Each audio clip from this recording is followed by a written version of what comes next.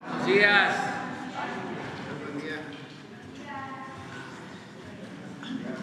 Pues vamos a informar.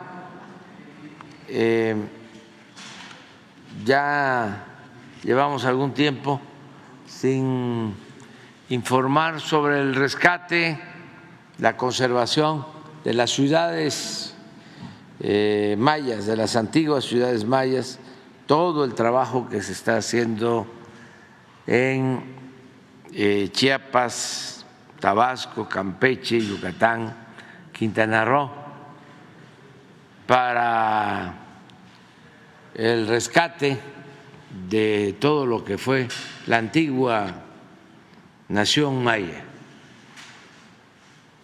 Es realmente algo único en el mundo por su belleza, por su adelanto científico, por el arte,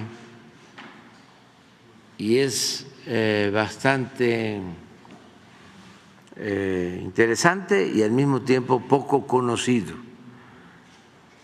Entonces se está llevando a cabo esta labor a la par que se está construyendo el Tren Maya, que va a comunicar a todas estas ciudades antiguas con las nuevas ciudades del sureste.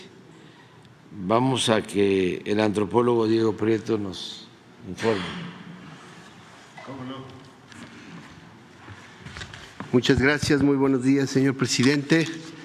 Con un saludo también para todas y todos los que nos acompañan en esta conferencia, tanto los que están aquí presentes en el Salón Tesorería como quienes nos siguen en las redes y medios audiovisuales. Efectivamente, estamos haciendo un gran trabajo de recuperación de la memoria de la gran nación maya a través de sus vestigios materiales, la recuperación de muy valiosa información y materiales arqueológicos a través de dos vías. Una de ellas es el salvamento arqueológico, que el Instituto siempre aplica con una metodología científica en cada obra pública o privada que se lleva a cabo en terrenos donde es posible encontrar vestigios arqueológicos. Y el segundo mecanismo es el programa de mejoramiento de zonas arqueológicas que el presidente instruyó para que pudiéramos desarrollar acciones de investigación, de conservación y restauración en hasta hoy 29 sitios arqueológicos, a los que se van a agregar 6 más, y también de habilitación de mejores infraestructuras y centros de atención a visitantes, incluyendo 9 nuevos museos que estamos montando, que estamos preparando para que la experiencia de visita sea mucho más enriquecedora para los nacionales y extranjeros que llegan a las zonas. Por lo que hace al salvamento arqueológico, comentarles que cuando decimos que las obras cuentan con el 100% de visto bueno de obra, no es un asunto discrecional, no es que al director general se le ocurrió, ok, hagan la obra, es que hay todo un trabajo científico detrás. Un trabajo que empieza desde la revisión preliminar de las rutas por las que habrá de transcurrir el tren, en su mayoría ya en funcionamiento, y revisar las imágenes fotogramétricas, las imágenes de vuelos LIDAR para saber qué vestigios podemos encontrar. Después viene el trabajo de prospección, que significa reconocer en terreno los vestigios tanto de carácter inmueble como de elementos muebles que podemos recuperar y poder entonces refrendar el trazo de la vía. A partir de ahí se tienen que desarrollar tareas de excavación y registro de los materiales arqueológicos. Eso lo hacemos con celeridad porque, por supuesto, la idea es no complicar los tiempos de obra, como lo hemos demostrado. Después, la recuperación de materiales, y todavía estamos haciendo mucha actividad que tiene que ver con el análisis y tratamiento de los materiales arqueológicos recuperados. Es decir, el salvamento no termina en el trabajo de campo, en el trabajo en territorio. Hay un gran trabajo de análisis, de laboratorio, de clasificación y limpieza de los materiales y de restauración de aquellos materiales susceptibles de ser recuperados para su exhibición en los museos. De manera que, insisto, es un trabajo científico y colectivo, y los vistos buenos de obra no los emite el director general, los emite el responsable arqueológico con el aval del Consejo Nacional de Arqueología del INAH, con base en la norma para la investigación arqueológica. Como ustedes ven, por lo que se refiere a la recuperación de información y materiales arqueológicos, ya el incremento es mucho más lento, porque ahora mismo, en lo que refiere al salvamento arqueológico, estamos trabajando más bien en bancos de materiales y en obras colaterales. Sin embargo, ya recuperamos información de 62,165 elementos constructivos de diverso carácter, lo que nos habla de la gran densidad que alcanzó la civilización maya en este territorio. Hay una gran cantidad de poblaciones que, claro, no todas corresponden a la misma época, pero sí nos hablan de una red de ciudades, una red urbana que se desarrolló en la península de Yucatán y la selva maya.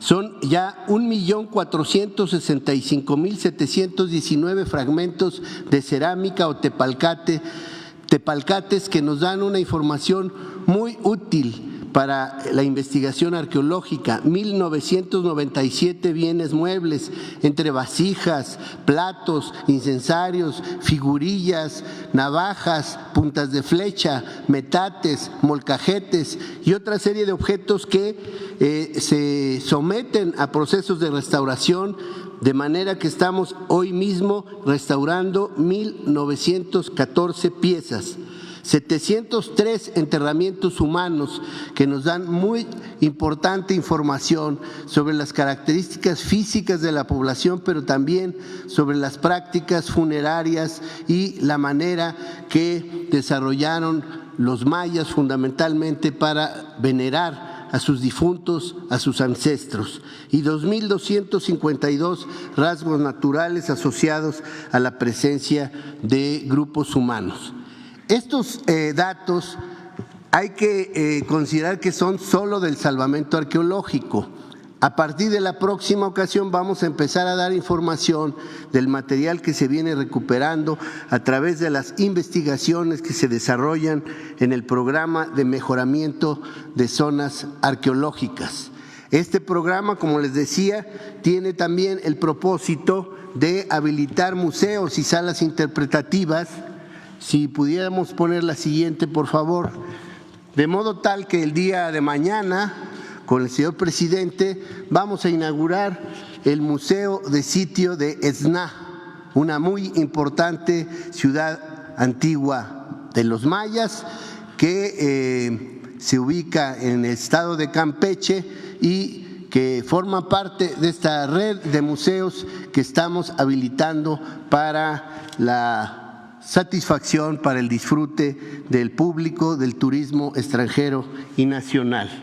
Y como les digo también, el PROMESA implica una tarea muy importante de investigación y recuperando, como dice el señor presidente, toda la fortaleza histórica y cultural del tronco civilizatorio de los mayas, de manera que, como lo hacíamos antes y ahora lo hemos retomado, vamos a ir presentándoles algunas de estas zonas arqueológicas. Ahora le corresponde el turno a la antigua ciudad maya de Sayil, en el estado de Yucatán, correspondiente a la región del Puc. Adelante.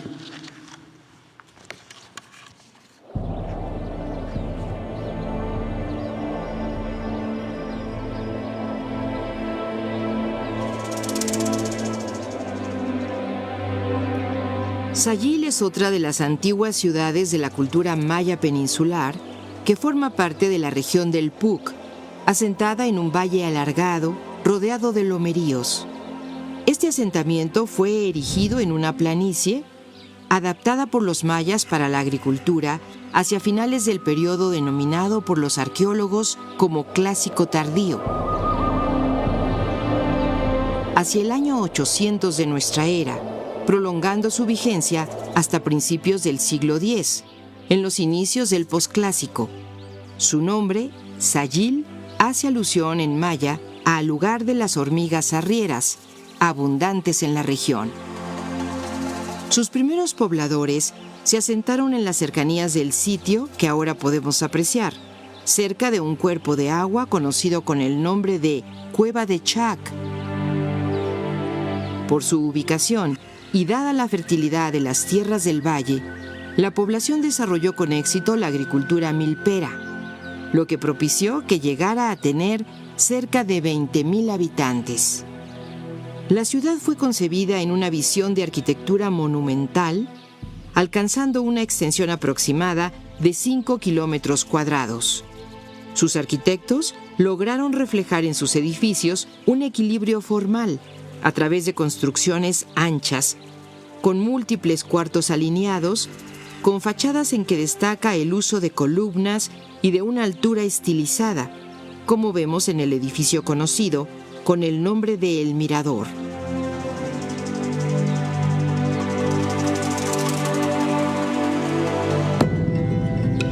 De entre sus edificios, de excepcional elegancia y simetría, destaca el Gran Palacio, una cátedra constructiva de 3 pisos en cuyo interior se localiza un patio hundido. El edificio cuenta con 97 cuartos y una serie de pasillos falsos, que en conjunto lo hacen percibirse como una sola unidad, aunque hoy sabemos que fue construido en distintos periodos. Se trata de un ejemplo característico del refinamiento constructivo que alcanzaron los mayas, combinando espacios simétricos con exultantes decoraciones simbólicas de mascarones de personajes descendentes, flanqueados por reptiles. Sabemos que se trató de un espacio central de la actividad política, administrativa y religiosa de la ciudad.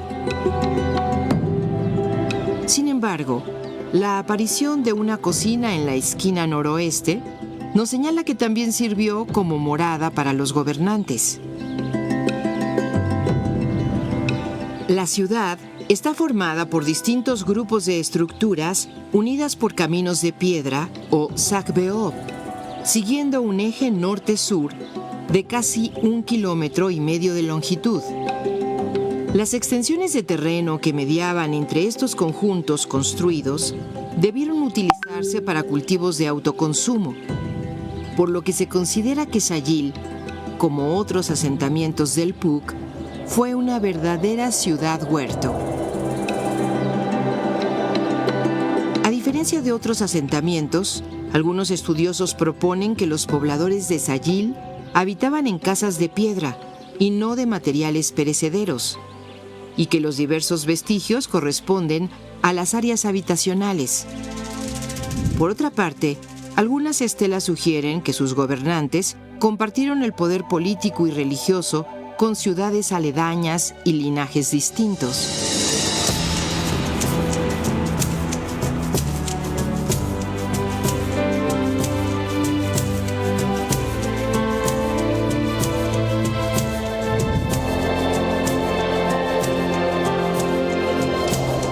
Es digno de especial atención que buena parte de las construcciones con propósito ritual parecen estar asociadas con el concepto de fertilidad.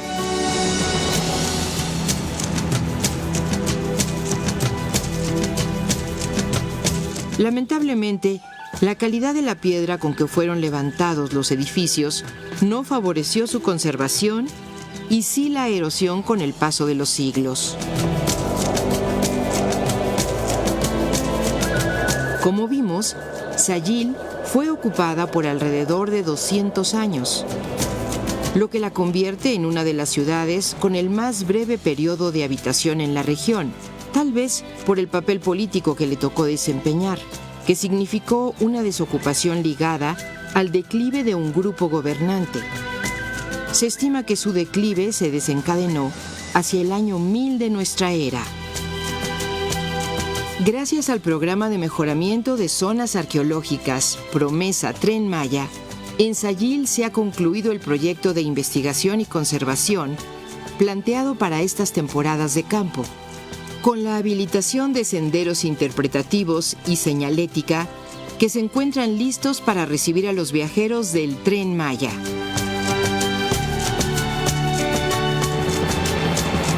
Se trata de presentar al público de México y de todo el mundo la grandeza de los mayas de ayer y hoy, cuya vitalidad apunta a nuevos momentos de esplendor y fuerza cultural con proyección universal. Después la chile la caña en Sayil, que en la Simingak, Tren Maya.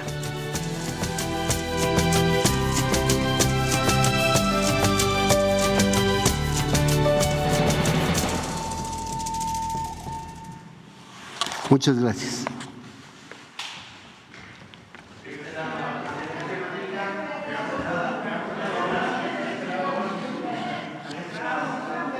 Quedó pendiente un compañero, Ramón Flores, y ya después abrimos. Sí. Muy buenos días, presidente. Ramón Flores del Sentinel Informa and the Humanoid de Inglaterra. Buenos días, funcionario que lo acompaña. Presidente, usted el día 22 de febrero de este año presentó una iniciativa de ley que reduce a la mitad el financiamiento ordinario y de campaña a los partidos políticos y elimina el financiamiento para actividades partidistas específicas. Este caso de corrupción que le voy a presentar el día de hoy va relacionado a lo que usted quiere combatir. Al denunciar esta corrupción en donde al negarse a entregar el moche o retorno del 50% de los 32 millones de pesos para capacitación para mujeres que le tocaba al PRI en el 2023, a Alito Moreno, en un partido que si bien es distinto al suyo, la diputada Montserrat Arcos, al denunciar este delito, ha sido víctima de persecución y violencia política de género. Usted en su iniciativa propone quitar esas actividades, que es donde los partidos, todos los partidos ya saben cómo simular y poder usar ese recurso para robárselo, más que como diputada, como dirigente nacional la encargada de temas de mujeres en el PRI, al no prestarse a un esquema de moches fue objeto de violencia política de género y ni el hecho de ser diputada los detuvo en el trato indigno que le dieron. Este caso destapa la cloaca de cómo dicho recurso es usado como caja chica de los presidentes de los partidos en turno en lugar de usarse para lo que la ley contempla, y en casos de violencia política de género el Estado está obligado a brindar las medidas de protección, más tratándose de un caso tan público como el de la diputada, que ya ha salido a varios medios y nos dio la confianza a nosotros para poder hacer esta denuncia. Es por eso precisamente, presidente, que hoy quiero hacer la entrega de las pruebas que ya son públicas y que la diputada me hizo llegar y que tiene más respecto a este tema de corrupción, pero por la seguridad de la diputada no puede hacerlas públicas hasta contar con la protección del Estado. Presidente, con todas las pruebas que le estoy entregando, usted instruiría al director de la Unidad de Inteligencia Financiera, a la Auditoría Superior de la Federación y a su Consejería Jurídica que inicien una investigación con las pruebas que le voy a entregar ahorita en este momento, y si puede recibir la secretaria Rosa Isela a la diputada para que le brinden las medidas preventivas respecto a su seguridad, porque ya está amenazada por el dirigente de su partido, Alito Moreno, presidente. Bueno, pues tomamos nota y las dos peticiones, ¿no? La protección, que es lo más importante, y el trámite de la denuncia, que platique con la secretaria de Seguridad, con Rosa Isela Rodríguez, más que ahora está fuera, pero regresa el fin de semana, a partir del lunes podría recibirla y presentar la denuncia a las instancias correspondientes. Sí, ella aclarando que nosotros no prejuzgamos, no pueden haber aquí juicios sumarios, eso corresponde a la autoridad nada más, ¿no? Pero sí, tomamos en cuenta lo que estás planteando. Sí. Con base en esta pregunta, presidente, ¿usted volvería a mandar su iniciativa para eliminar este tipo de moches? Porque como ella lo dice, que durante 3 años Alito Moreno pretendía entregarle 32 millones de pesos, pero tenía que regresar el 50%, o sea, para que lo pudiera manejar discrecionalmente el partido. Entonces, presidente, ¿volvería a mandar nuevamente la iniciativa electoral para derogar este robadero que están haciendo? Pues ahora hay iniciativas ya presentadas en el Congreso. Creo que la nueva legislatura va a resolver sobre la iniciativa de reforma a la ley electoral. También lo que tiene que ver con la no reelección que propuso la presidenta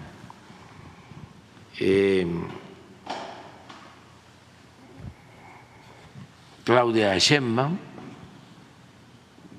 presidenta electa. Nosotros tenemos una iniciativa para que se lleve a cabo una reforma a todo el procedimiento electoral, que elimine los plurinominales, que en vez de que haya 500 diputados, nada más sean 300, y que todos sean electos con el voto directo de los ciudadanos, que se haga una reducción de los costos de las elecciones, tanto en lo que es el gasto ordinario de los partidos, que se reduzca el presupuesto a los partidos a la mitad, y que también se reduzca el presupuesto al INE, al tribunal. Se destinan más de 20,000 millones de pesos a los procesos electorales, se podría hacer con la mitad, y es un ahorro de alrededor de 10,000 millones de pesos. Y a esto, repito, habría que agregar el planteamiento que está haciendo la presidenta electa de que no haya reelección, todo esto que echaron a andar en el periodo neoliberal, y actuar con austeridad republicana, porque ya hemos visto cómo los consejeros del INE, no sé ahora, pero los anteriores, ganaban muchísimo.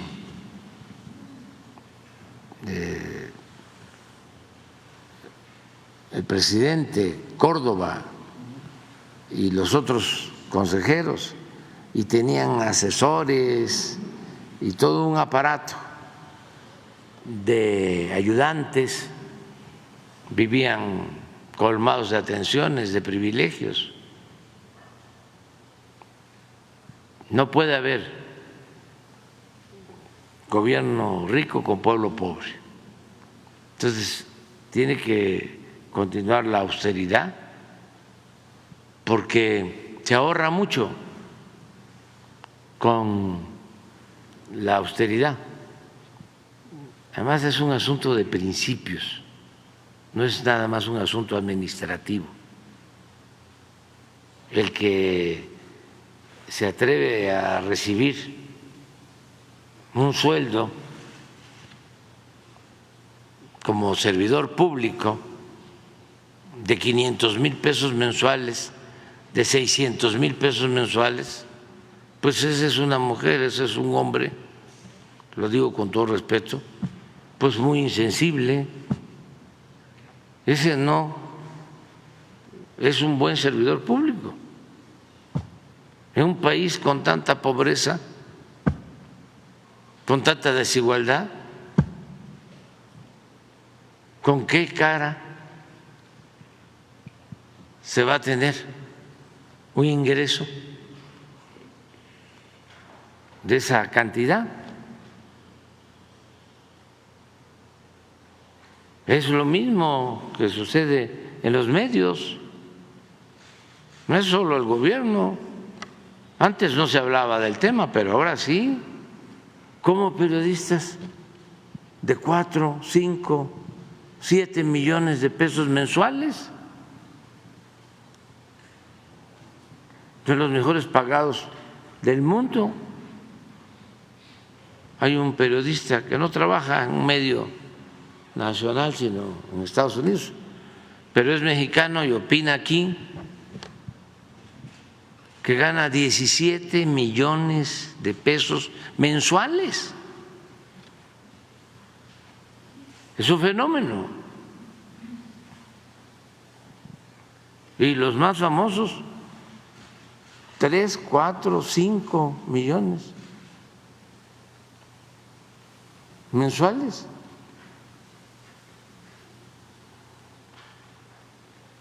Y no es que sean eminencias, ¿no?, del periodismo, porque muchos de ellos lo que hacen es estar leyendo en el teleprompter. La gente debe saber que muchos de los que hablan en la televisión lo que hacen es leer, porque así está la cámara, pero a un lado hay una pantalla, entonces están viendo la cámara y están viendo la pantalla, están leyendo. Sí. A veces pasa de que se les apaga la pantalla y ya no saben qué decir, les cuesta trabajo retomar la conversación. Son lectores de noticias. Entonces, todo eso hay que revisarlo. Y pueden decir, es que eso no atañe a lo público. ¿Cómo no? Si les pagan esos sueldos es porque la empresa recibe dinero del presupuesto que es público, que es dinero de todos los mexicanos. Todos tenemos que cuidar el presupuesto. Antes había la idea, ¿no?, de que para qué estás cuidando el presupuesto si tienes un carro que es del gobierno y hay baches, pasa a toda velocidad si no es tuyo. Esa era la mentalidad, ¿no? ¿Cómo no va a ser del pueblo el presupuesto? Y hay que cuidarlo, es de todos. Los funcionarios somos simplemente administradores de los dineros del pueblo y tenemos que ser buenos administradores y no derrochar y mucho menos robar.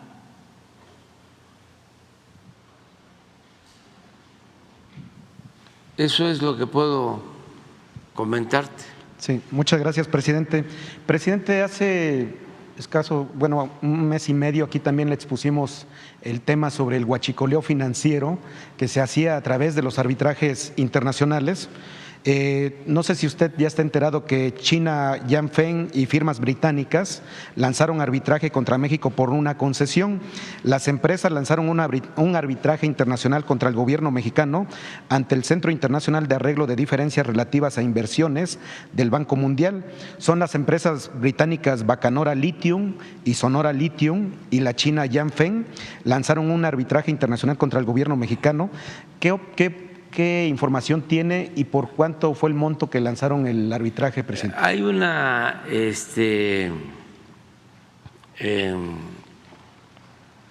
diferencia en cuanto a unas concesiones de minas de litio en Sonora, de una empresa de origen chino, y se está llevando a cabo un litigio porque nosotros consideramos de que el litio pues es de la nación,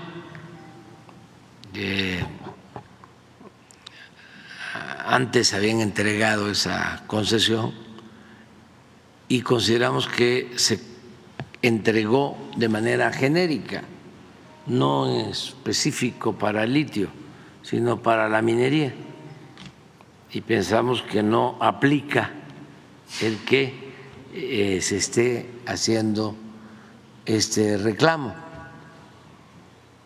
Vamos a buscar un arreglo. Hace relativamente poco, hace 3 meses, estuvo por acá el encargado de la diplomacia china y le traté el tema, y tiene que haber un acuerdo porque el litio se nacionalizó y no queremos que participen empresas particulares. Sí puede llevarse a cabo alguna asociación, pero con el predominio del interés nacional, en el caso del litio. Ese es el único tema que tenemos, y sí vamos a acudir pues a estos paneles internacionales para defender nuestro derecho. Y, presidente, por último, su opinión respecto al intento de golpe de Estado ayer en Bolivia. ¿Cuál es su opinión? Porque de verdad es tan miserable la derecha que andan queriendo arrebatar el poder a través de un golpe de Estado. ¿Cuál es su opinión? Bueno, hay mucha inestabilidad política, pero afortunadamente respondió muy bien el gobierno de Bolivia, de Luis Arce, respondió muy bien el pueblo de Bolivia, la gente defendiendo la democracia, rechazando el golpe militar. Incluso hubo una parte, yo diría que la mayoría de los integrantes de las Fuerzas Armadas de Bolivia, que no secundaron este intento de golpe de Estado, y estuvo muy bien también el comportamiento de la comunidad internacional. Todos los países condenaron el intento de golpe de Estado y fue afortunadamente fallido y se restableció de nuevo la democracia, la legalidad, aun cuando esto pues afecta mucho a los países porque genera incertidumbre y afecta a la economía de los pueblos. Pero qué bien que no prosperó ese intento de golpe de Estado.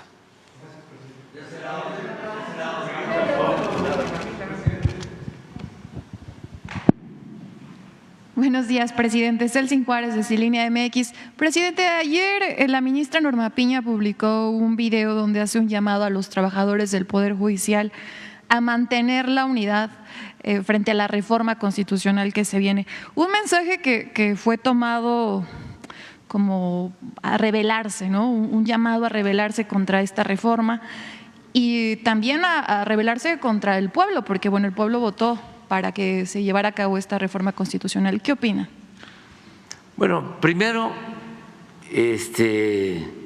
aclarar que la reforma que se propone no incluye a los trabajadores del Poder Judicial. Ellos no tienen nada que temer, al contrario, a ellos se les garantizan sus derechos y estoy seguro que se van a beneficiar con la reforma, porque ya no va a haber influyentismo, nepotismo, imposiciones, corrupción. Entonces, que no los estén engañando. La reforma tiene que ver básicamente con la elección por parte del pueblo de los jueces, de los magistrados y de los ministros. Sí, porque incluso en este mensaje hace un llamado para que defiendan sus derechos constitucionales, ¿no?, de estos trabajadores. Es que eso está a salvo. Yo entiendo pues que políticamente estén valiéndose, ¿no?, de todos, y no deberían de hacerlo por ética. Pero es mejor aclararle a los trabajadores del Poder Judicial que ellos no van a ser perjudicados, que si se decide en el Congreso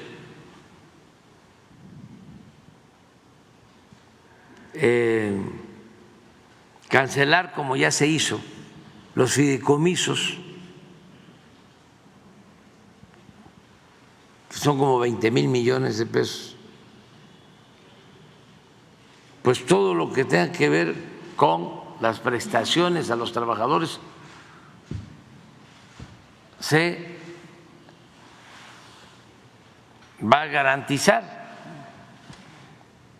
Los fideicomisos se quieren eliminar porque alimentan de manera ilegal, aunque hayan resuelto otra cosa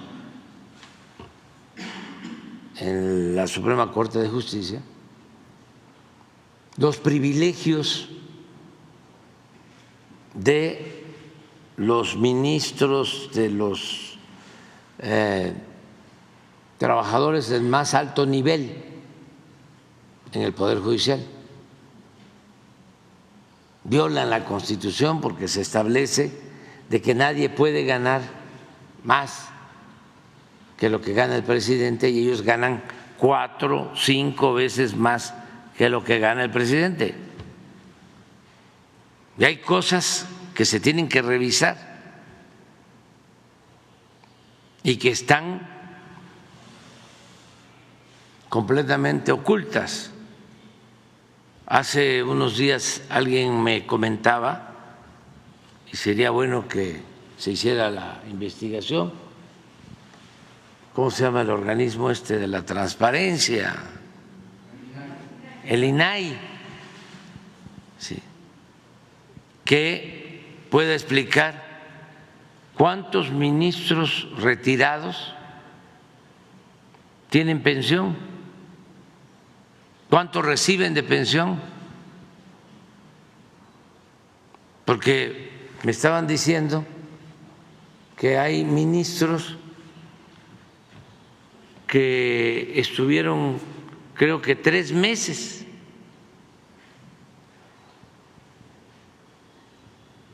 y se retiraron con pensión,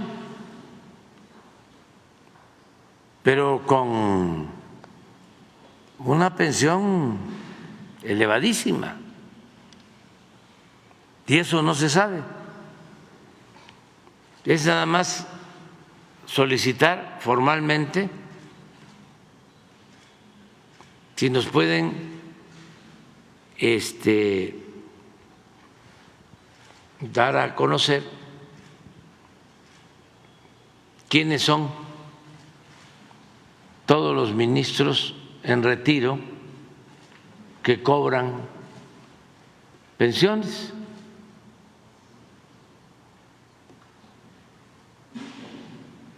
Y así nos gustaría.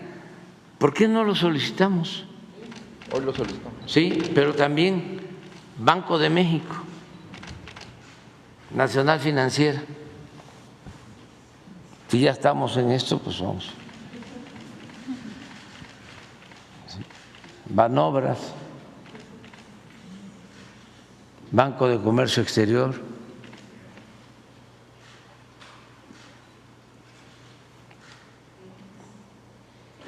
Pemex, Comisión Federal de Electricidad.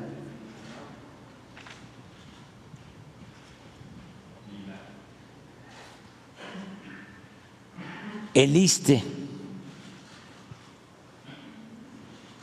el IMSS.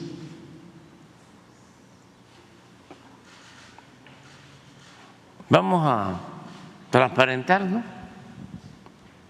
¿No les corresponde a ellos hacer ese trabajo?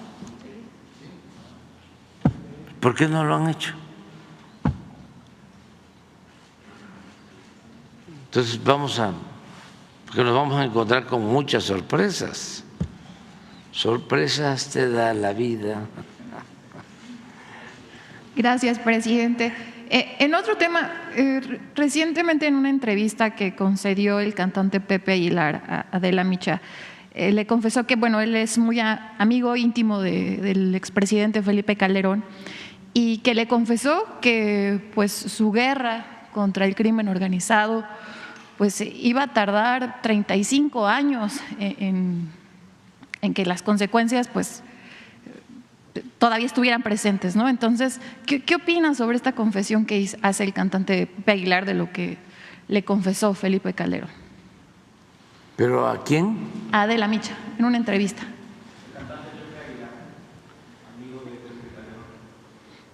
O sea, advirtió que la guerra contra el narco que provocó pues iba a tardar 35 años, ¿no? No, es mucho. No, ya las cosas están cambiando. Que ese daño, ¿no?, que causó esta guerra. Sí, eso sí. Sí, yo creo que no sabía bien de lo que se trataba. Ya creo que le dio un palazo, un garrotazo, a lo tonto, al avispero. Y ya lo he dicho, creo que a lo mejor no sabía quién era García Luna.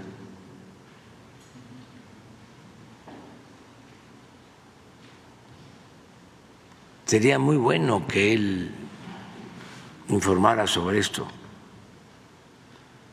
porque García Luna venía desde jovencito del CISEN, del Centro de Espionaje del Gobierno, y comenzó con Salinas en un tiempo en que hubo muchos asesinatos políticos, mucha violencia. Luego, sería bueno que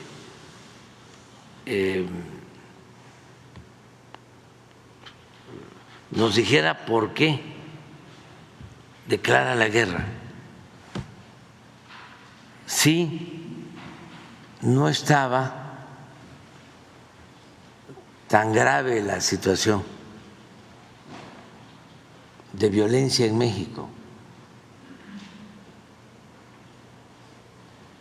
¿Por qué no pones la lámina? Porque eso es muy ilustrativo, la lámina sobre homicidios. Presidente, ¿usted cree que de verdad no estaba consciente del daño que iba a causar y de lo que hacía su secretario de Seguridad? Ahora usted que está como presidente y que está, bueno, pues en control. Es que depende del estilo. Yo soy, pues, muy obsesivo. O sea, estoy pendiente de todo. Y era una secretaria tan importante, ¿no? O sea, la secretaria de Seguridad. Sí. Bueno, pues la prueba está que yo recibo personalmente el reporte, el parte de lo que sucede en las últimas 24 horas en materia de seguridad y nos reunimos todos los días el Gabinete de Seguridad. No delego.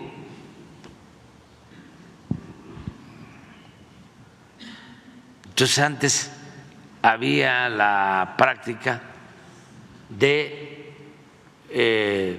dejar esa responsabilidad, ya sea el secretario de Gobernación, ya sea el secretario de Seguridad Pública.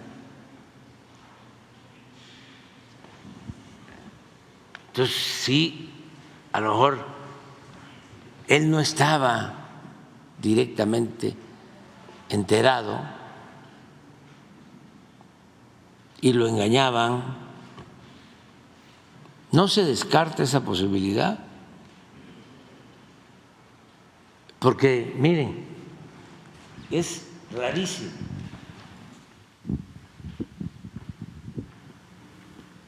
En el último año de Fox, que fue el 6, eran 10,000 homicidios.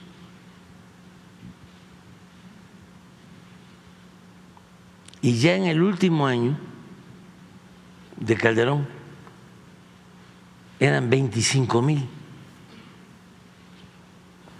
O sea, si ven, todo el sexenio de Fox se mantuvo en 10,000.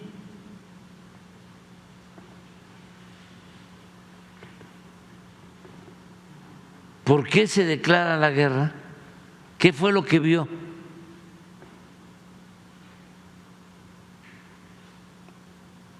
¿De qué estudio partió? ¿Cuál fue el diagnóstico para que su primer acto de gobierno importante fue ir a Michoacán, a Apatzingán, a declarar la guerra? Y miren lo que provoca. Este año fue tremendo. Aquí es el año de mayor letalidad, de más enfrentamientos entre delincuencia y Fuerzas Armadas, y es cuando hay más muertos que heridos y detenidos, porque hay testimonios de que remataban a los heridos.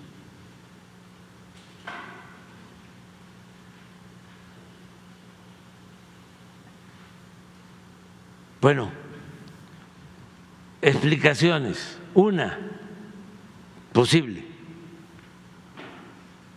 o tres, pero sería muy bueno un trabajo de investigación sobre esto. Una, que como se robaron la presidencia en el 6, pensó que era fácil legitimarse enfrentando a la delincuencia y desató más violencia. O sea, que quiso buscar legitimidad que no obtuvo en las urnas declarando la guerra, porque también hay un grupo, un sector de la población muy dado, muy partidario del uso de la fuerza.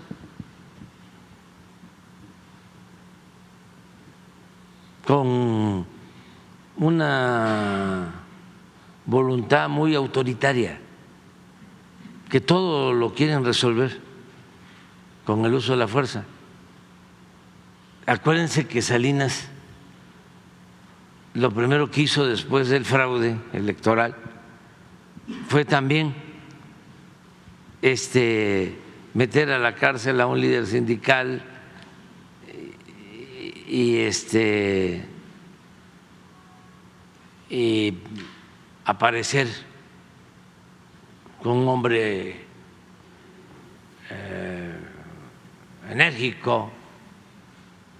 Decían muchos, ahora sí, hay alguien que tiene carácter.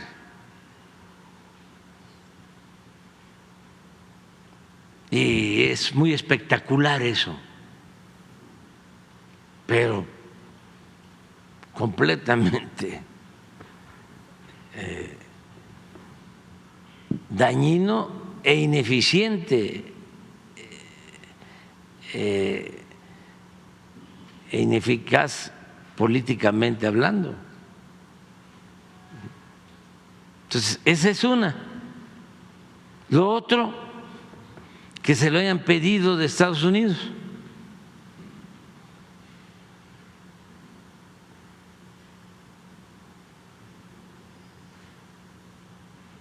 Ni que él haya aceptado. Hay algún indicio, pero no es que necesariamente se lo hayan pedido o lo hayan presionado de Estados Unidos, pero sí hay un hecho real que a partir de aquí una parte o un grupo de la Secretaría de Marina de México pasó a depender en los hechos de facto de agencias encargadas del combate al narcotráfico de Estados Unidos, marinos que fueron entrenados en el Comando Norte y desde la Embajada de Estados Unidos en México se daban instrucciones para operar en contra del narcotráfico. Eso está aprobado, hay documentos, declaraciones del embajador de entonces de Estados Unidos. Entonces ese es lo otro, porque también aquí no solo fue el entrenamiento en el Comando Norte, sino equipo militar de lo más sofisticado. Y aquí también es lo de la operación aquella rápido y furioso. Directamente al expresidente Felipe Calderón o mediante Genaro García Luna. Sí, ese es lo segundo. O sea, y lo tercero es que sin que Calderón lo supiera, García Luna se apoderó de todo el tema de seguridad y llegó a acuerdos no solo con la delincuencia organizada, sino también con agencias de Estados Unidos. Porque acuérdense ustedes que lo premiaban, era policía estrella.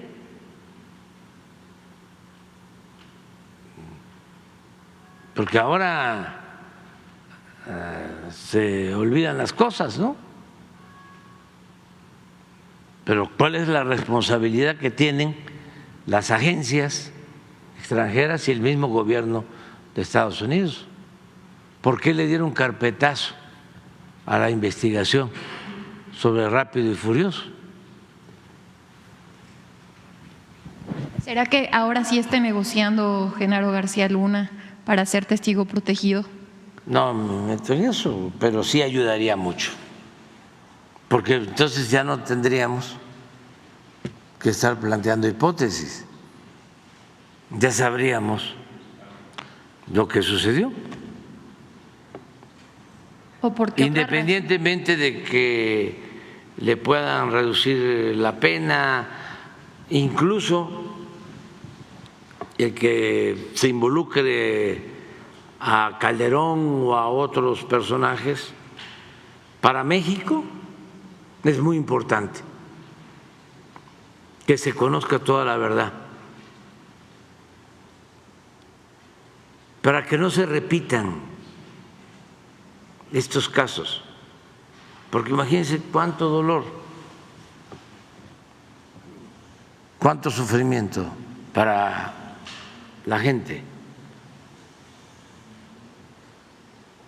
Y yo siempre sostengo que la justicia no solo es castigar, la justicia es evitar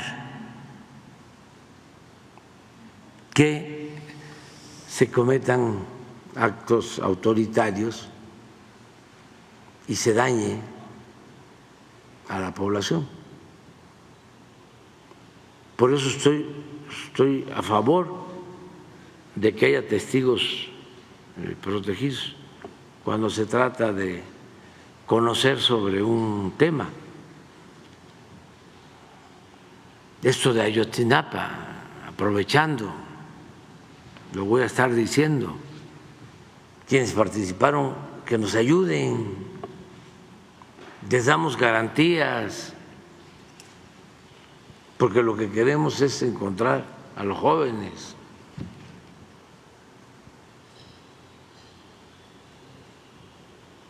Además, se van a quitar un peso de conciencia. Sé de algunos que han confesado que se levantan y no pueden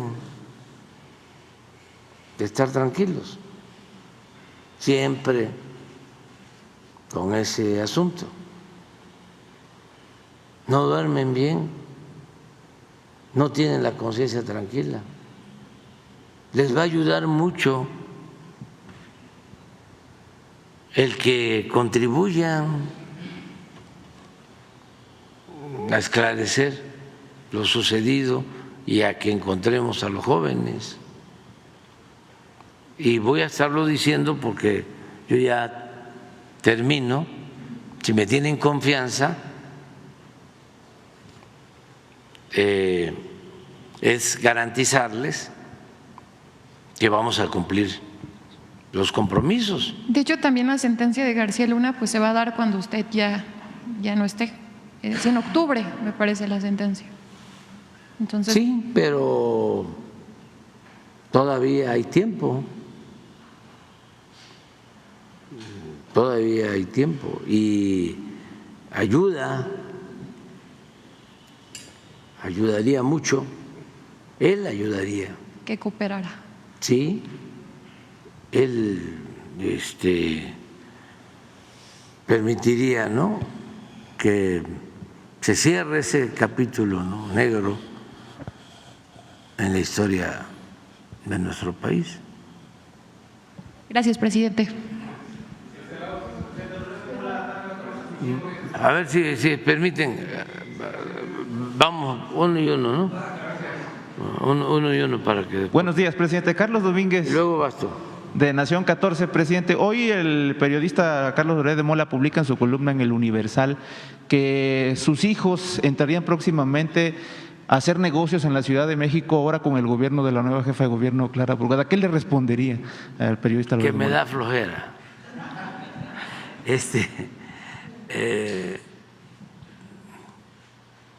No hay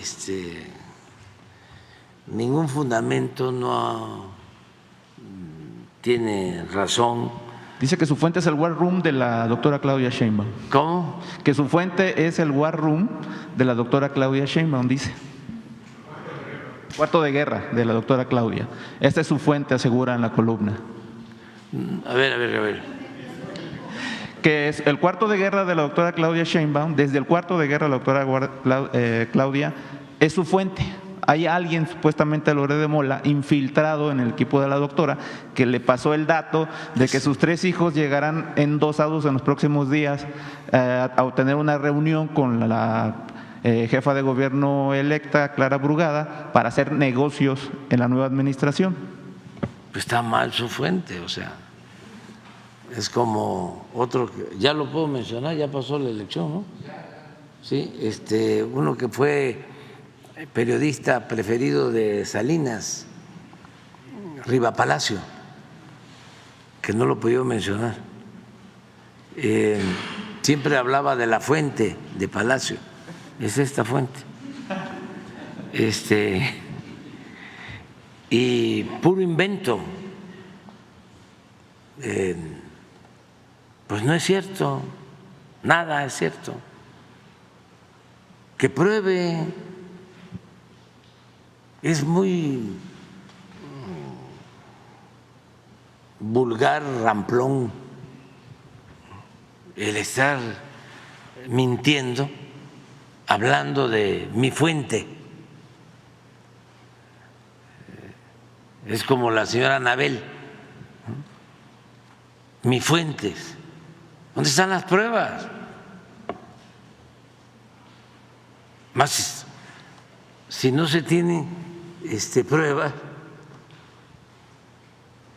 ¿cómo se va a calumniar? ¿Qué clase de periodismo es ese? Es como, porque en abono a Anabel y a Loret de Mola y a otros periodistas mercenarios, no son los únicos. Hay periodistas mercenarios en todo el mundo y famosos. El Tim Golden, por ejemplo, 2 veces Pulitzer. Y calumniador y premiado.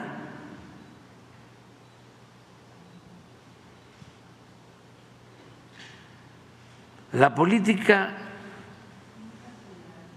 debe ser imperativo ético y lo mismo el periodismo.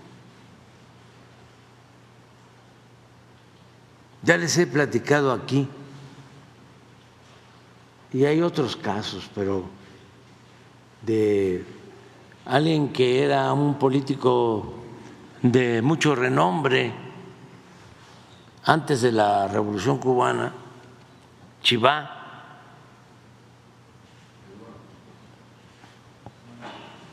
y era periodista, porque como lo recordaba yo en una entrevista hace poco con los chamucos,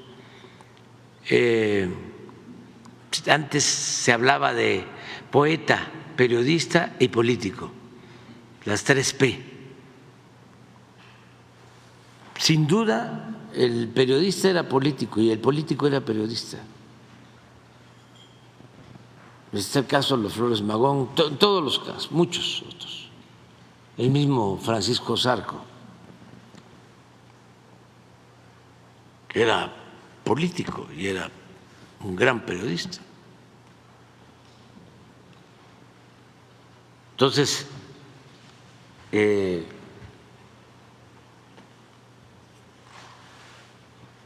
debe de haber ética. Ese Chivá tenía un programa, Eduardo Chivá, tenía un programa en Cuba, en La Habana, que era de lo más escuchado. Y todo su periodismo giraba en denuncias, alrededor de denuncias sobre corrupción. En una época en que había mucha corrupción en Cuba, le llamaban La Botella. Sobre esa corrupción en Cuba hay un libro, le llamaban al moche de nosotros, le llamaban el chivo o a la mordida.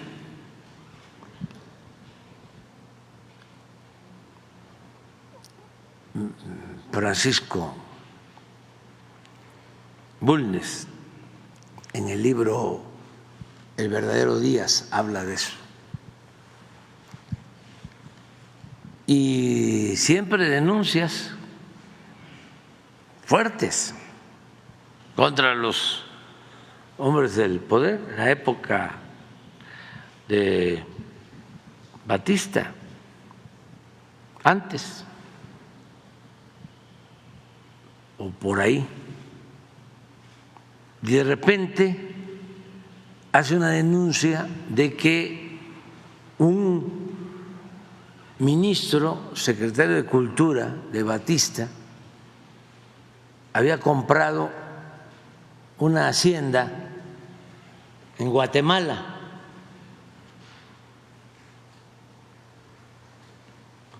Y se lanza, ¿no? Y lo da a conocer. Un escándalo. Y resulta que era falso. No pudo probarlo porque lo habían engañado, le habían pasado información falsa y lo reconoce en un programa. Parece que tenía un programa diario en las mañanas, lo reconoce y terminando su programa se pega un tiro.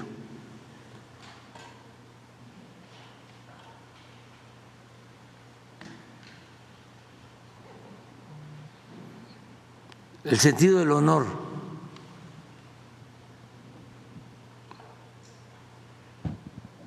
Yo estoy en contra del suicidio, pero lo explico por lo que para muchos periodistas y políticos significa el apego a la verdad.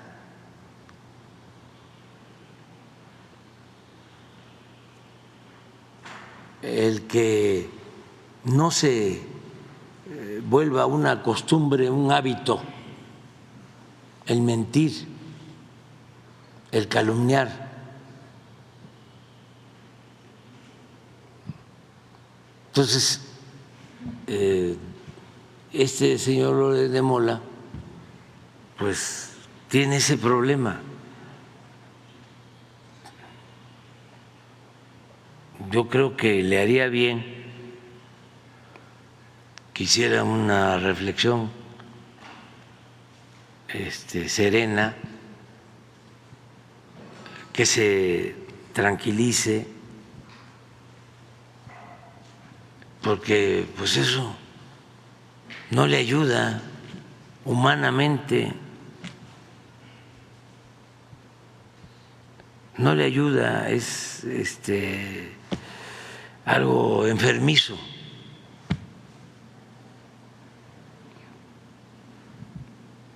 Si tuviese pruebas, pues que las presente. Claro que hay que denunciar la corrupción, sea quien sea. Si un hijo mío está metido en un acto de corrupción y se prueba, que sea juzgado como cualquier persona. Sí, y que se investigue y se castigue, pero no es posible que porque tienen problemas conmigo se calumnie a un hijo sin ninguna prueba. ¿Dónde están las pruebas? Entonces no se puede ser tan cínico. Eso no es normal. Por mucho coraje que tenga, hay un límite. Eso no es racional.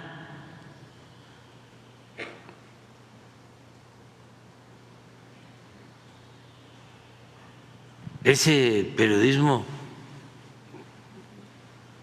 es tóxico. Es más, no se le puede llamar a eso periodismo.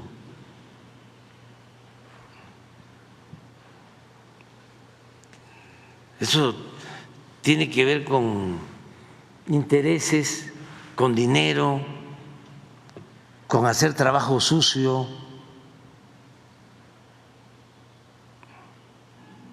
Si es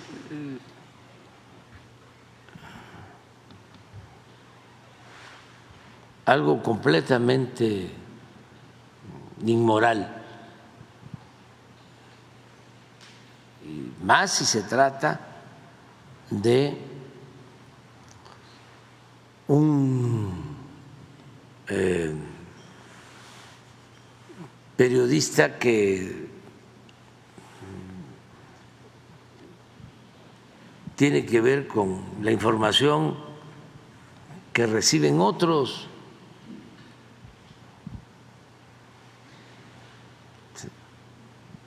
En cualquier otra actividad, una actividad particular, personal, pues a lo mejor no se tiene más que la actitud íntima, ¿no?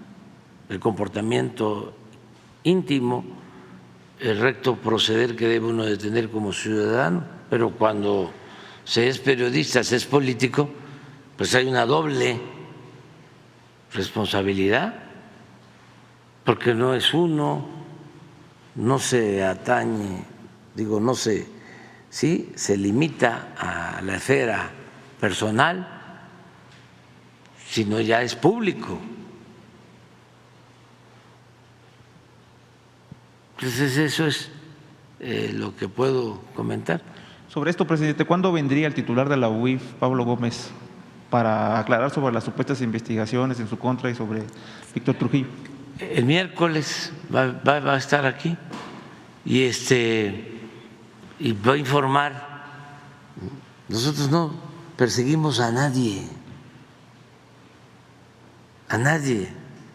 Además, con esos adversarios,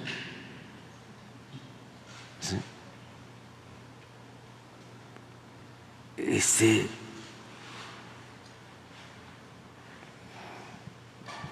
Primero, pues no somos represores, tenemos ideales, tenemos principios, pero además,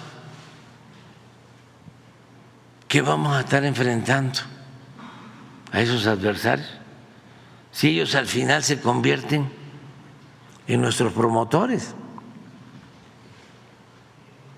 ¿Qué vamos a andar indagando sobre Claudio X González, hijo? Si lo vamos a condecorar por todos los servicios prestados al Movimiento de Transformación Nacional.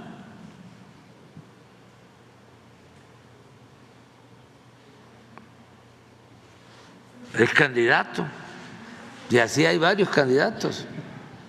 En otro tema, presidente, con el lema Nunca más una elección de Estado, ayer la ex candidata presidencial de este bloque opositor presentó una propuesta de reforma constitucional al Código Penal para tipificar y sancionar como traición a la patria las conductas del titular del Poder Ejecutivo Federal cuando éstas violen la ley electoral. Continúan con la narrativa de que usted metió las manos en la elección, presidente. Está muy bien. Ya está el que pueda ser juzgado el presidente por cualquier delito. Fíjense la historia. Desde la Constitución de 1857, el fuero presidencial solo permitía que el presidente fuese juzgado por traición a la patria y por delitos electorales. La Constitución de 1857. La Constitución de 1917 dejó lo mismo, que solo al presidente se le puede juzgar por traición a la patria, pero le quitó lo de delitos electorales.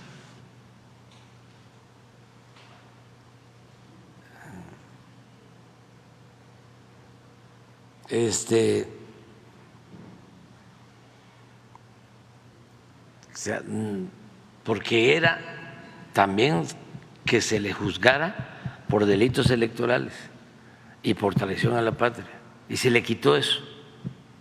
Hasta la fecha, nosotros modificamos la Constitución para que al presidente se le pueda juzgar por cualquier delito, que no haya fuero. Es una cuestión nada más de las leyes, de revisión a las leyes, pero yo estoy totalmente de acuerdo. Yo presenté la iniciativa. O sea, está bien la señora Xochitl. Nada más aclarar lo que motiva a esta iniciativa de reforma, pues es que aseguran que usted metió las manos en la elección pasada, presidente. ¿Qué respondería? Nada más para cerrar. Pues que no soy igual que ellos, que no somos iguales. Yo soy demócrata. Ellos son partidarios de la oligarquía, no de la democracia. Son como sepulcros blanqueados. Son muy hipócritas. En sentido estricto, no son demócratas, porque la democracia es el gobierno del pueblo. Ellos no quieren al pueblo. Aunque vengan del pueblo, se le voltean al pueblo, se vuelven ladinos. Ellos son, en pensamiento, oligarcas. Y el oligarca es el que cree en el gobierno de los ricos, en el gobierno de las minorías. El demócrata piensa en el gobierno del pueblo, de todos. Es muy claro en la composición de la palabra griega. Demos es pueblo, kratos es poder, la democracia es democracia, es poder del pueblo. ¿Qué quieren ellos? ¿Qué es lo que siempre han buscado? ¿Cuál es su pensamiento? En esencia, es kratos sin demos, poder sin pueblo. Ojalá y se trabaje más en lo conceptual, porque ya basta de estar utilizando la palabra democracia cuando en realidad no son demócratas, no quieren al pueblo. Para ellos el pueblo no existe. Por eso son clasistas y son racistas y discriminan.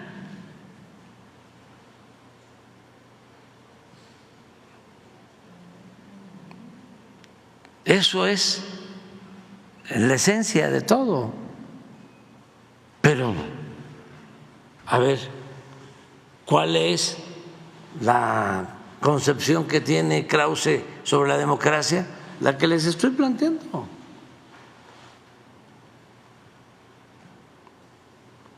Está muy bien la democracia siempre y cuando el gobierno esté al servicio de una minoría, que el gobierno no esté al servicio del pueblo. Así piensa Krause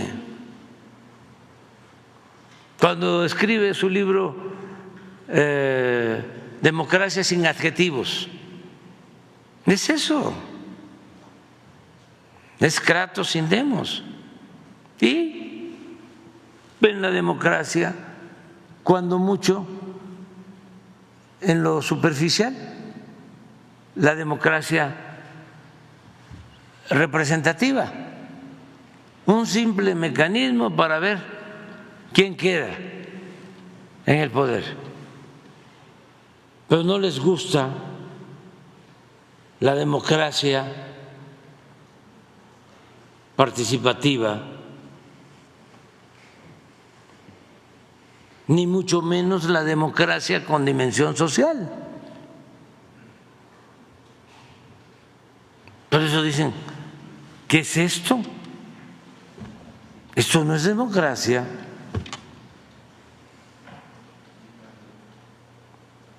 Porque ellos querían, pues, seguir simulando de que vivíamos en una democracia cuando los que mandaban eran los potentados y no mandaba el pueblo, que es el soberano en una democracia.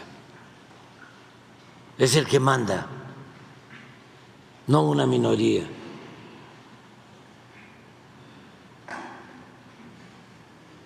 Es interesante lo que estamos viviendo ahora y la gente lo entiende muy bien. Por eso se sorprendieron, pues algunos llegaron a decir que el pueblo estaba equivocado. Pusieron en sus pantallas del Face algunos el mapa de México con un moño negro.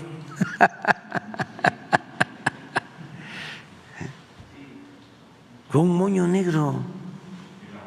Sí.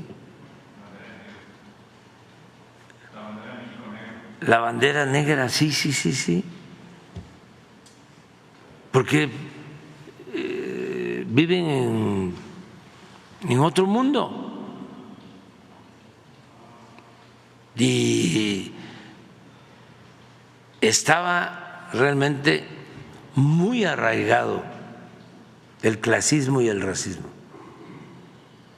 Nosotros hablamos de que la cuarta transformación era arrancar de raíz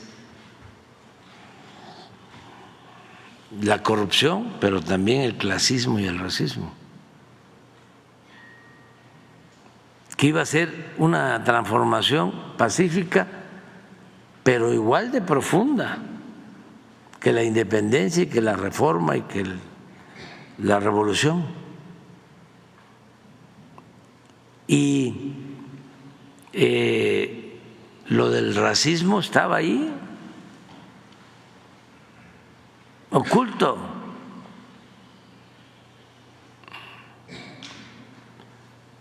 y el clasismo, y salió, ya salió muchos enseñando el cobre.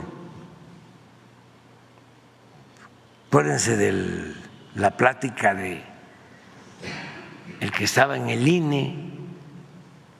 Por eso sostengo que no es lo mismo educación que cultura. Cuando empieza a burlarse de unos indígenas, ¿cómo es que se llama? Lorenzo Córdoba.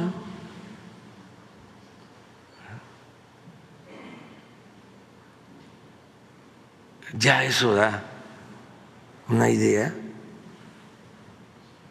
de su calidad humana. Pero eso no sale si no es por este movimiento de transformación. Dejan siempre ese estilo, ¿no?, de ocultar las cosas, la hipocresía.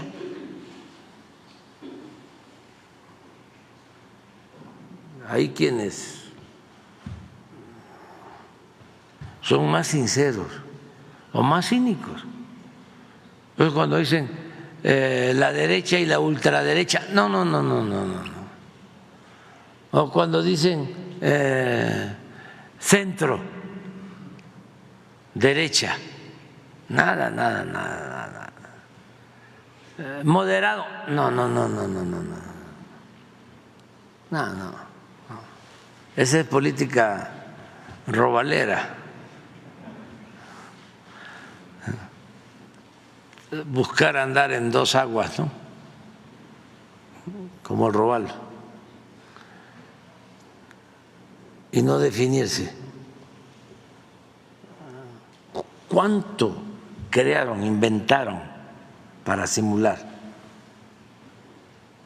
¿Se acuerdan el tiempo en que estaban de moda los independientes?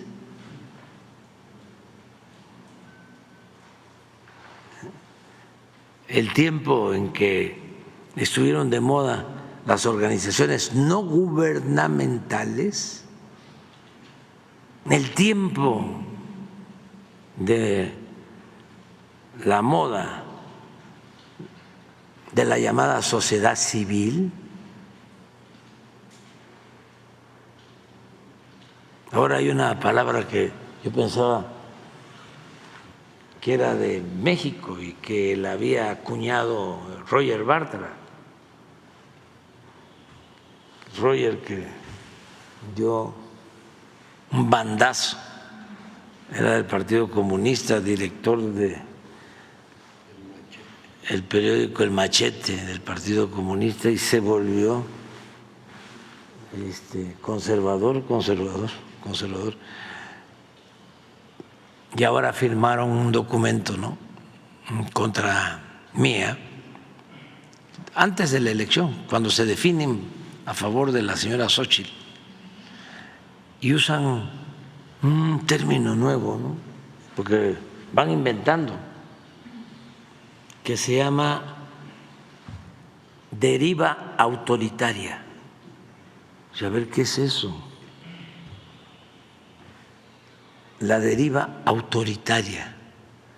Entonces, seguramente el texto o lo hizo, no creo que lo haya hecho Barth, lo ha de haber hecho Aguilar o Castañeda o Krause, cualquiera de esos tres.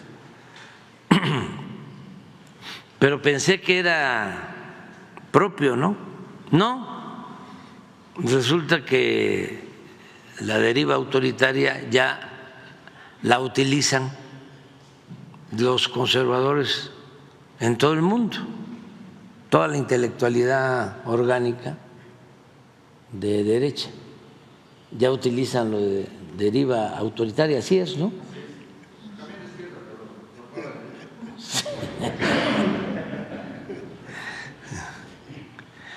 O sea, eso, que ¿qué cosa puede ser deriva autoritaria? No, es el autoritarismo, pero sí, no definido, ¿no? El autoritarismo en el limbo, ¿no?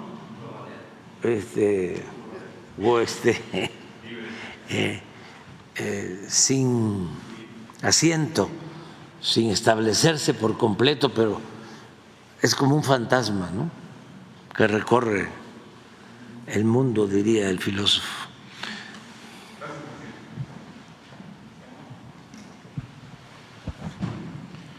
Muchas gracias, presidente. Julio Mar Gómez, de Medios Digitales del Pacífico, Sin Puntos ni Comas y Metrópoli MX. Señor presidente, existe un caso en Tijuana, el cual está en manos del Poder Judicial y no se ha resuelto. Por el contrario, existen muchos vicios de forma y fondo. Se trata de un asesinato en septiembre del 2021 en contra del joven Jonathan Antonio Palma Costa, el cual, a pesar de que los resultados del peritaje, necropsia y hechos apuntaron a 3 personas con el que se encontraba en ese momento. Una de ellas, su novia, el hermano de su novia y la otra, una amiga. Hasta el momento no hay sentencia contra ningún implicado, a pesar de las pruebas contundentes. E incluso el juez José Guadalupe Andrade intentó reclasificar el delito. Una de las implicadas estuvo prófuga y la otra no se presentaba a las audiencias. Lo último de este caso es que ya están los 3 presuntos responsables recluidos. El pasado 4 de junio, el director del Centro de Readaptación Social de la Mesa, en Tijuana, sin ninguna orden de algún juez, dejó en libertad a Gisela N., le voy a poner así, el cual…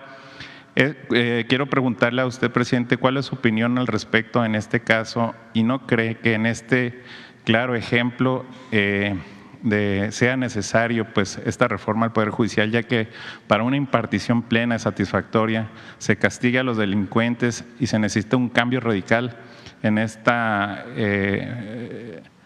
Poder Judicial que responde de manera, que debe responder de manera pronta y expedita a las víctimas y no se encubra a los criminales? Los familiares, presidente, llaman a manifestarse en San Lázaro por el asesinato del joven Jonathan, y sí es importante pues que si pudiera darle la atención a través de usted antes de que pues llegaran a manifestarse, que esa es la intención de la manifestación, pues que si pudieran ayudar. Pues lo recibimos, lo recibe Rosa Isela la semana próxima. Muy bien. Muchas gracias, presidente.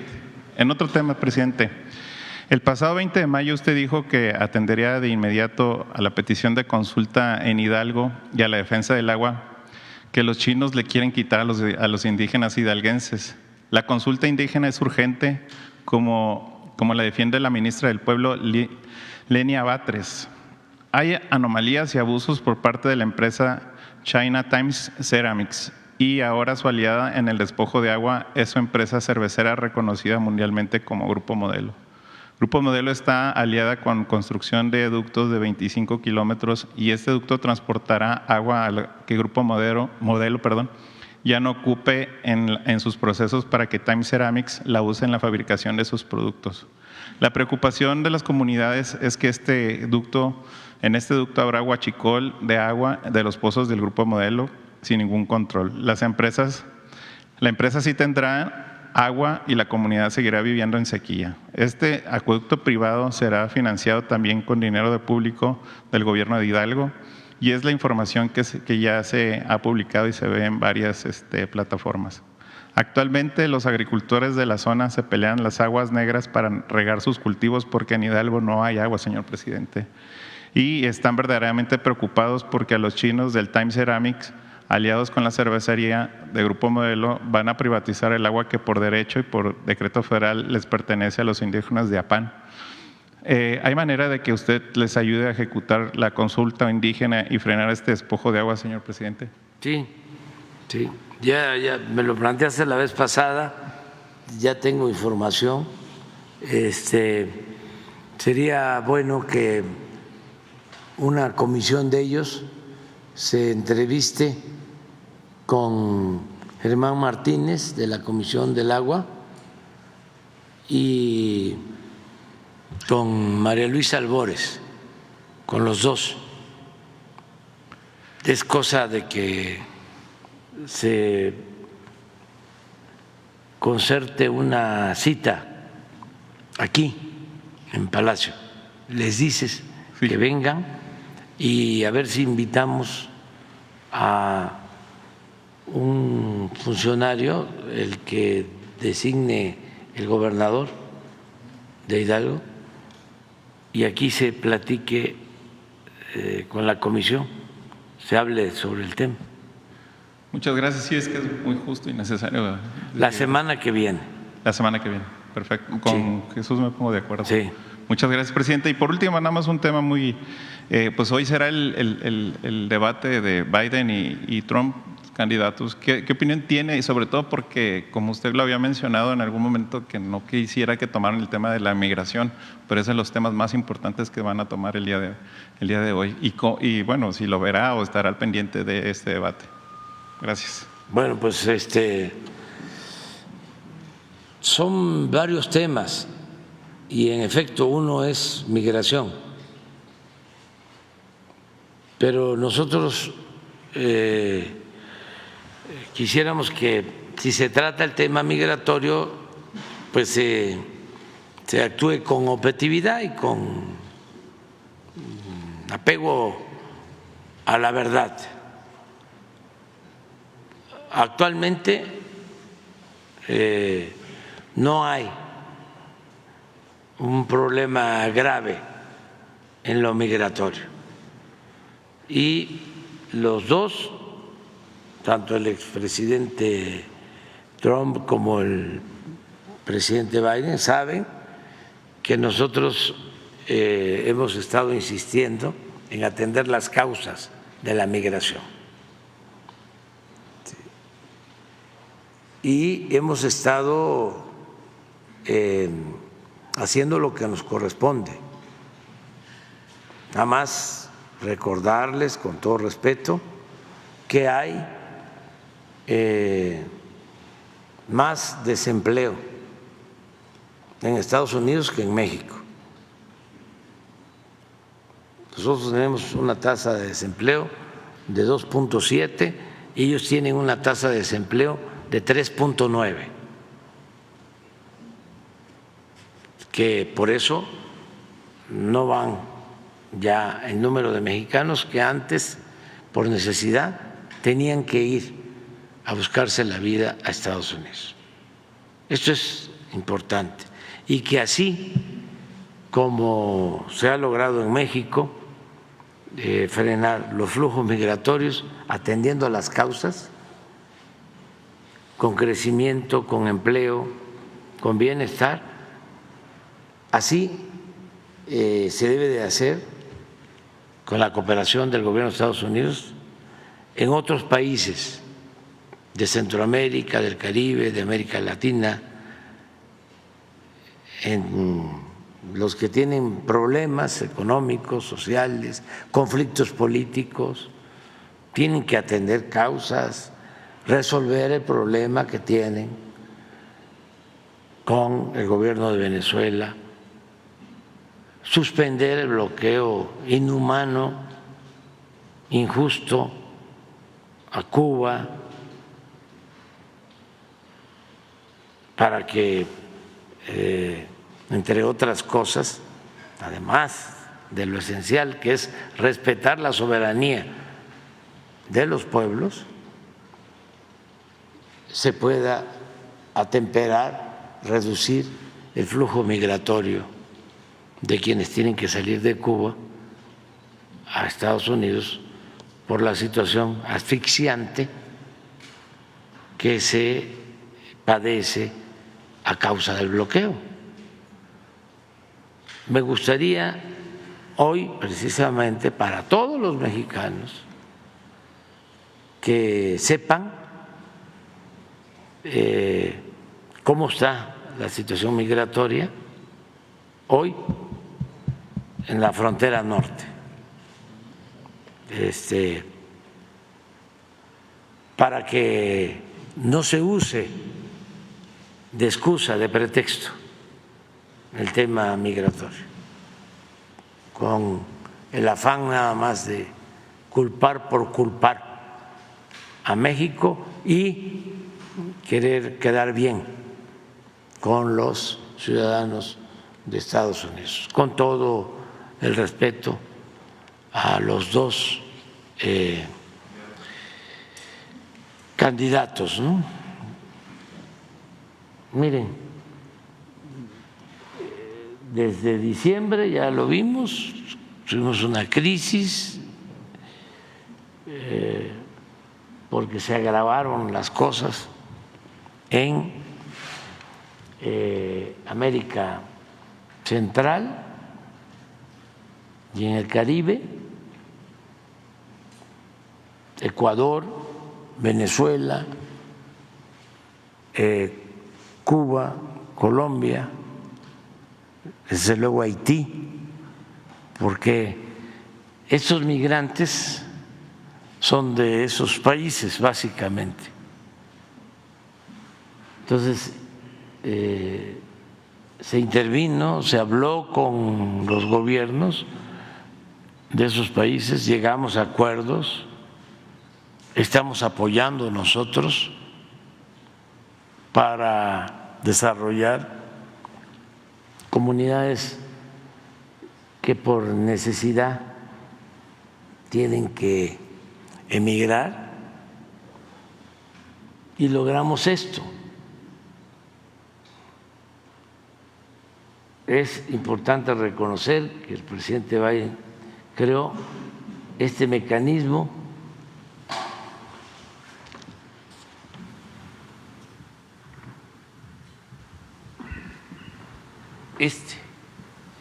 que permite que entren, por ejemplo, el 25 de junio, 1.418 migrantes por causas legales. Esto no existía antes. Y el resto, vamos a decir, no me gusta la palabra, pero irregulares, 2.065.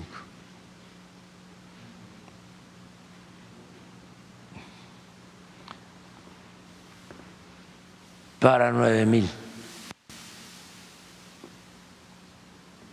En una frontera de 3.180 kilómetros.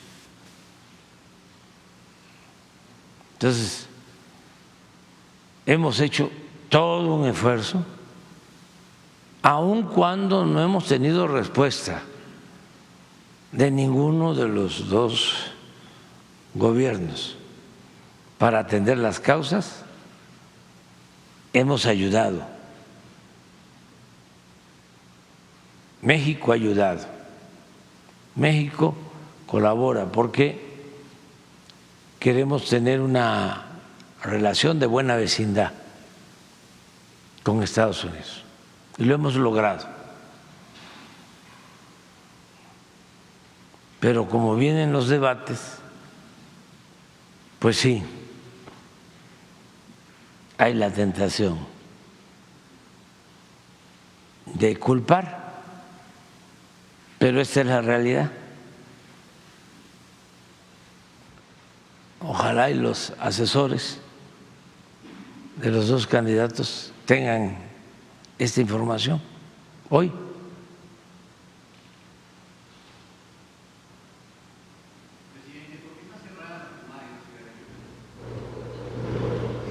No tengo información sobre eso, pero esa es la realidad de la migración. Lo otro no tengo información. Ah, sí, cómo no. Es muy importante ver el debate, aunque se trata de Estados Unidos, pues son nuestros vecinos, viven 40 millones de mexicanos en Estados Unidos,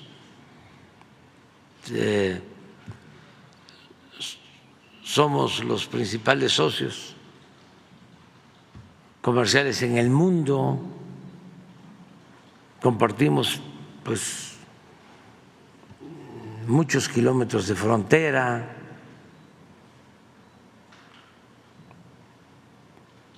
Y repito, cuando los liberales no se quería la integración económica, no se quería la comunicación por ferrocarril del centro de México con la frontera de Estados Unidos. Y pues era una actitud precavida porque ya nos habían invadido. Y los liberales, es una frase atribuida a Sebastián Lerdo de Tejada, decían: entre un pueblo fuerte y uno débil, el desierto. Porque había el temor de que nos absorbieran. Luego, con Porfirio Díaz, que llevó a cabo una política de diversidad en lo económico, en lo comercial, de todas maneras se vinculó la economía mexicana a la estadounidense, en petróleo, en minería, en ferrocarriles. Pero Porfirio decía, y a él le atribuyen, o si no lo decía, a él se lo atribuyen, el que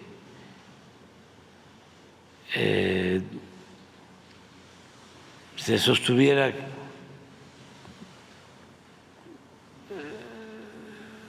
pobre México, tan lejos de Dios y tan cerca de Estados Unidos. Entonces yo sostengo ahora, se lo dije al presidente Biden: bendito México, tan cerca de Dios y no tan lejos de Estados Unidos,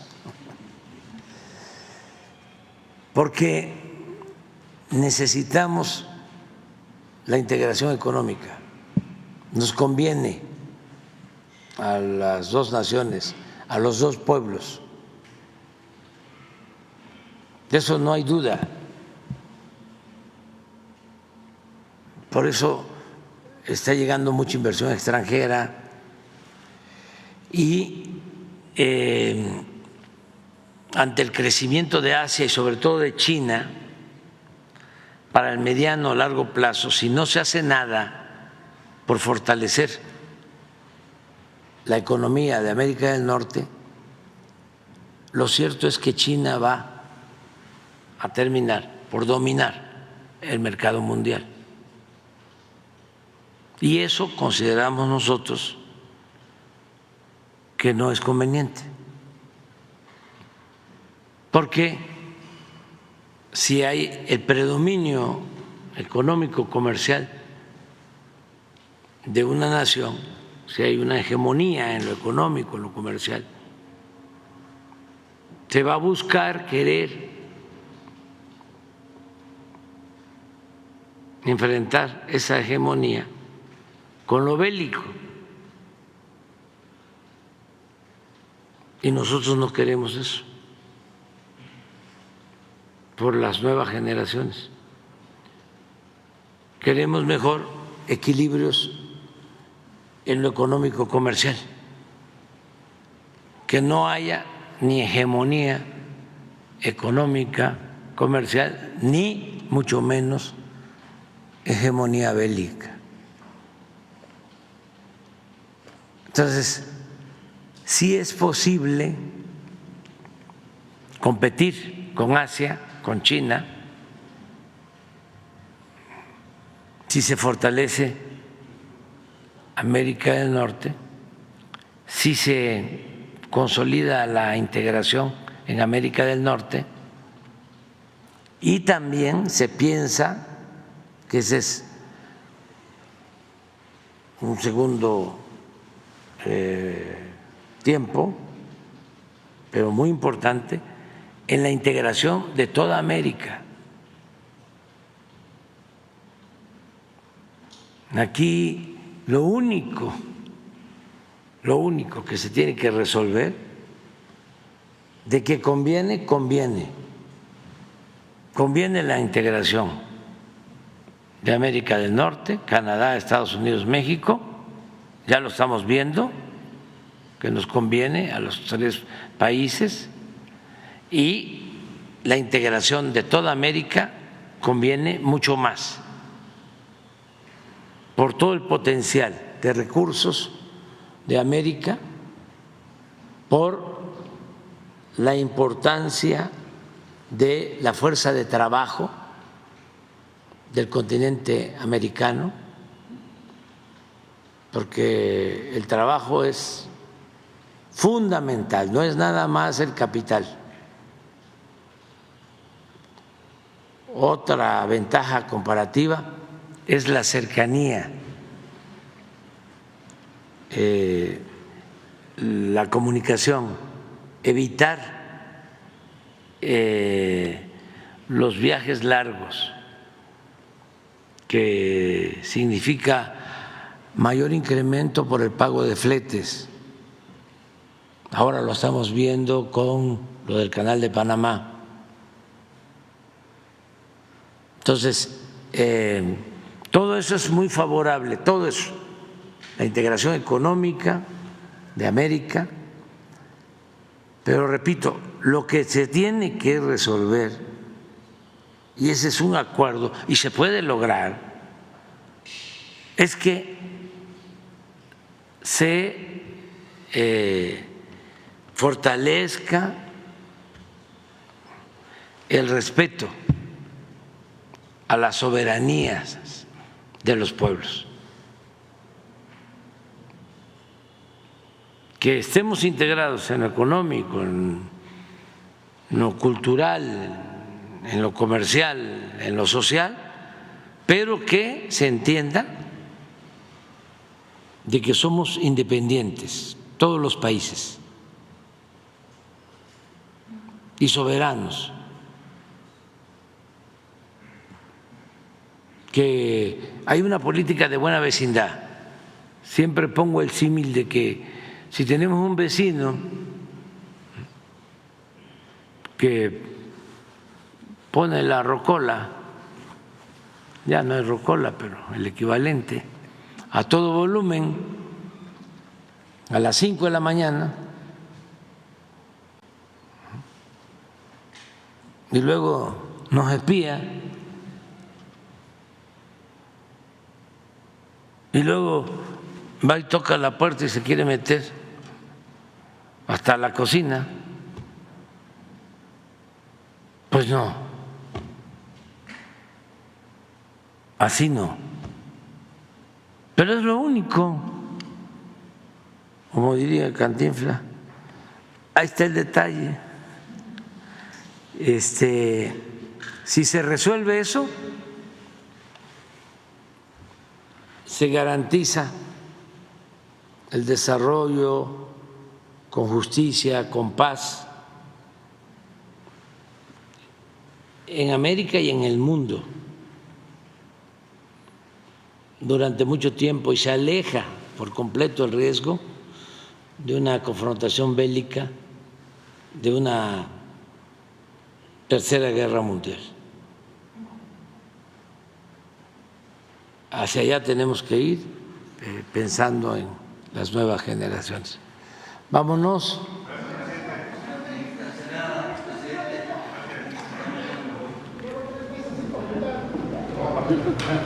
Mañana tú y tú, 2, y Reina también, 3. Nos vemos mañana.